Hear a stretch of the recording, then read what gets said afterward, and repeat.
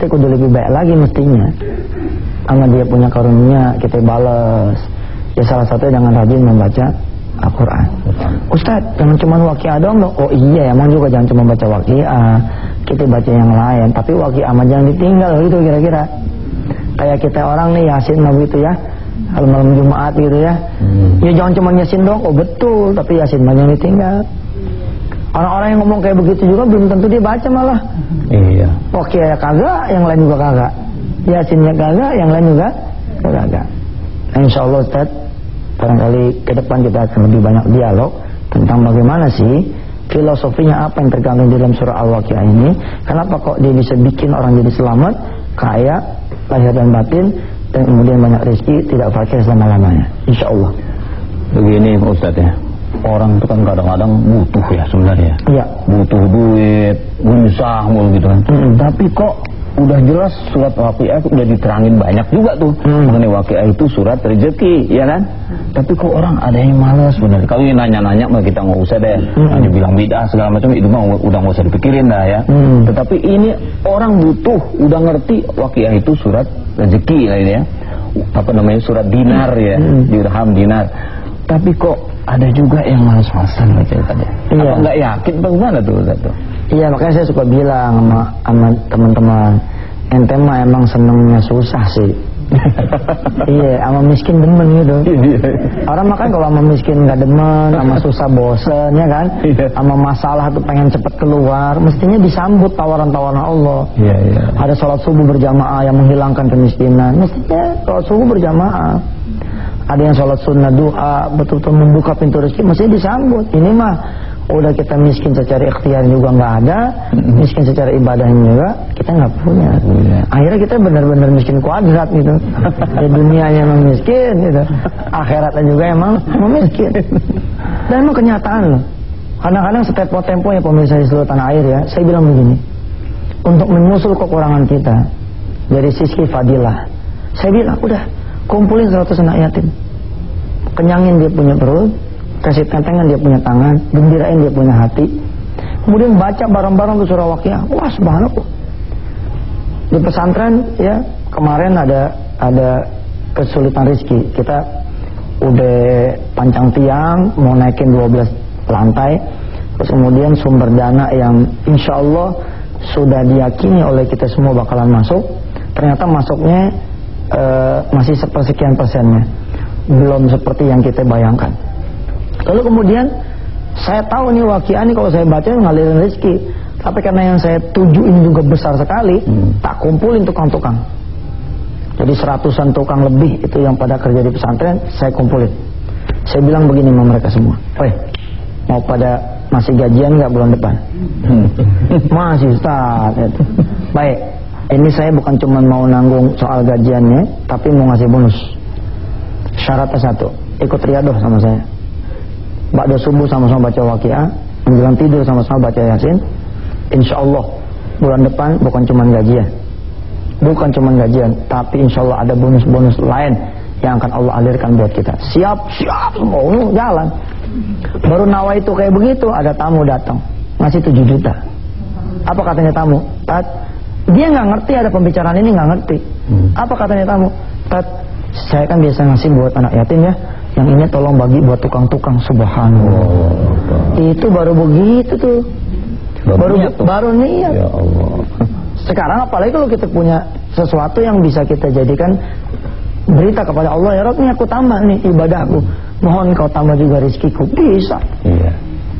Bisa.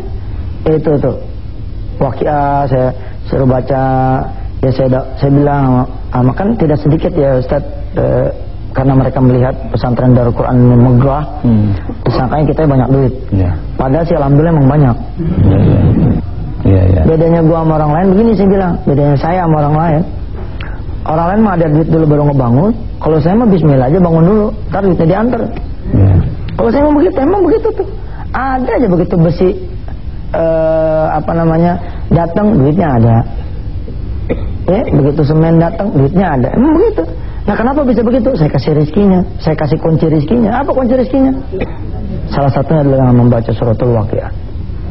Ada seorang alim datang kepada saya, anak muda sama-sama, tawadunya bukan main.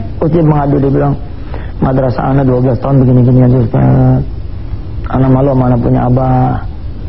Kenapa sama abah yang malu? Ya rasanya kok madrasah cuma gini-gini doang. Ya ente lah usaha bagaimana kayak. Kita udah Ustaz usaha, kita udah ngadarin proposal ke sana kemari. Nah itu dia yang salah gue bilang. Itu yang bikin para ustadz mukanya disebelin sama orang. Kenapa? Karena kita suka ngaduin proposal ke sana kemari. Kita nggak ada muruah.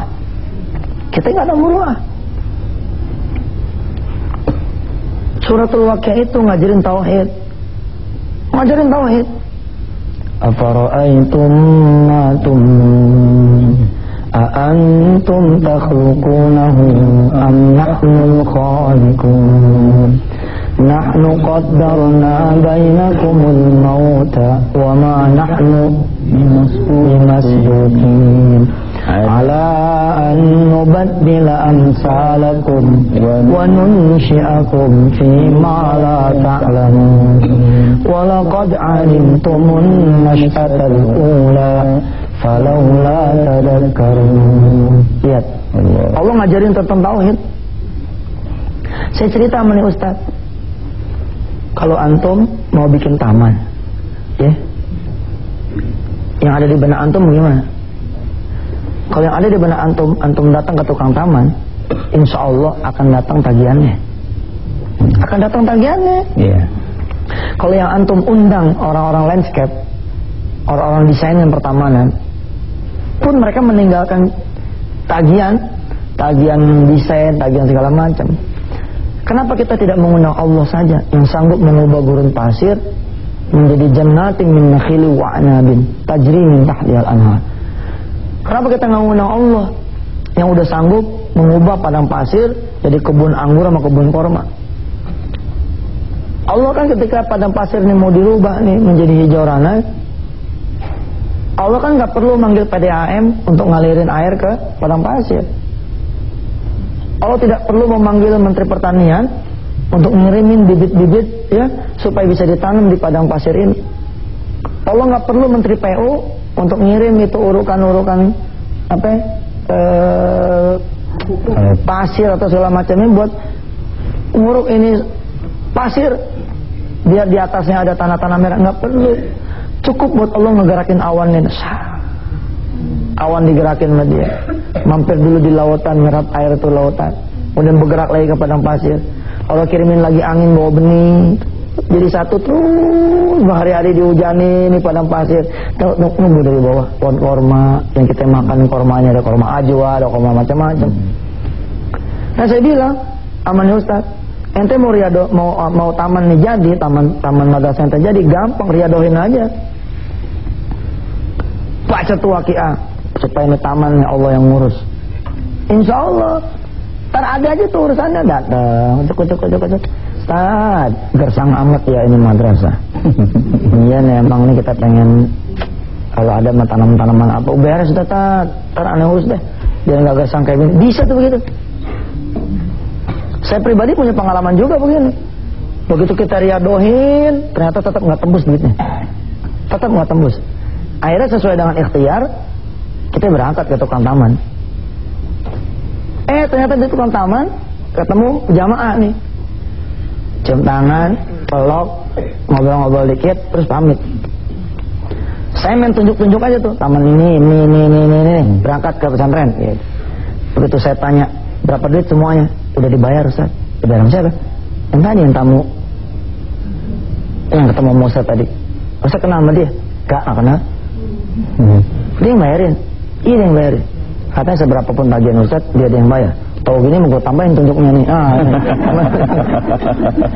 Bener itu. Kita mau masang list plang, mau masang billboard, mau masang segala macam. Saya bilang udahlah. Yang lo undang Allah aja. Kalau Allah yang lo undang, selesai itu urusan tanpa perlu kita minta-minta. Afara'aitum ma tahrusun أأنتم تزرعونه أم نحن الزارعون لو نشاء لجعلناه حطاما فظلتم تفكرون إنا لمغرمون بل نحن محرومون. Kata Allah, kamu lihat tuh tanaman-tanaman. Emang kalian yang bikin numbuh atau aku bikin numbuh? Afara'aitumul ma'a alladhi tashrabun